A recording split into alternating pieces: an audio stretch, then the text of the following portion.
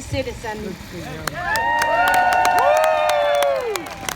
Mi nombre es Claudia Kreimian, nací en Chile, viví en Argentina y en Israel, y hace 12 años que vivo en los Estados Unidos, acá en Boston. Soy rabina y estoy acá hoy parada con ustedes como judía, inmigrante y ciudadana americana. Exactly 1 year ago, I stood just a few blocks from here at Faneuil Hall with over 300 people from across the globe, and together we were welcomed as new citizens of this great country. The diversity in the room was inspiring, even breathtaking.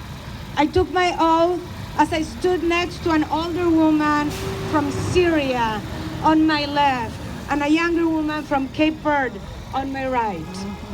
We waved our American flags and felt grateful to have found a safe and secure home in the United States.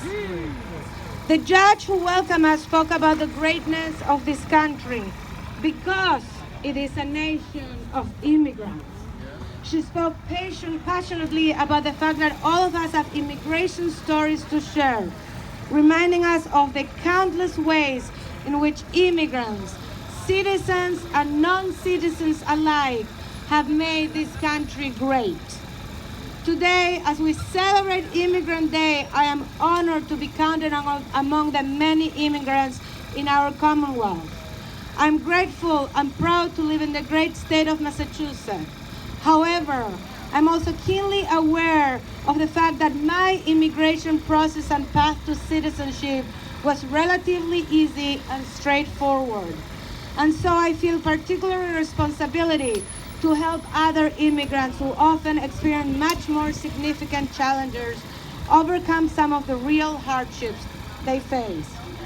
With the current presidential administration in place, we know the urgency of this day and of the Safe Community Act to ensure that Massachusetts remains unwavering on its commitment to protect our communities. Next week, Jews around the world will celebrate Passover, the festival of liberation. The Passover story tells us of the exodus of the people of Israel from Egyptian bondage and their long walk to freedom and resettlement in the Promised Land. The story of the Exodus has been an inspiration to many people fleeing persecution and seeking safety and security in new lands. Over and over again, our tradition, our Torah teaches us to welcome the stranger and reminds us that we too were once strangers in strange land. In fact, we are commanded to welcome, protect, and love the stranger. This value is foundational to who we are as a people. The book of Deuteronomy states this with great force. It says, "You shall not hand over to his master a slave who has escaped from his master to you. Indeed, he may live among you in a place he chooses, with your gates wherever she prefers. You must not oppress them." In other words, those who come to this country fleeing persecution or hardship need to be welcomed and treated with dignity, flexibility, and generosity. As a rabbi who studies and teaches Torah daily, I must stand up for the stranger and the needy. As a person who grew up under the oppressive dictatorship of Pinochet in Chile, I must raise my voice in protest for the voiceless.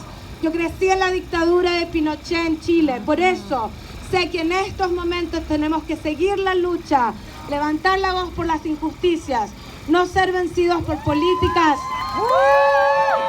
racistas y seguir trabajando juntos.